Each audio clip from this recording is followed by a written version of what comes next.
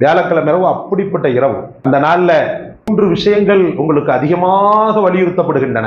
ஒன்று, அதிகப்படியான குர்ஆனுடைய திலாவத். சூரா சஜிதாவை ஓதலாம், கஹ்ஃபை ஓத ஆரம்பிக்கலாம், பக்ராவை ஓதலாம், அதற்கு பிறகு சூரா ஜும்மாவை ஓதலாம்.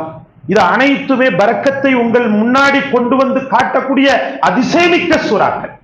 இன்னொன்னு பாத்தீங்கன்னு சொன்ன, வியாழன் இரவுல மனைவியோடு உடலுறவு செய்வதும் இபாதத் என்று சொல்லப்படுகிறது. எவ்வளவு பெரிய பாக்கியத்தை அல்லாஹ் தஆலா வியாழன் இரவு வைத்திருக்கிறான், வியாழன் பின்னேரம் வெள்ளி இரவு வைத்திருக்கிறான்.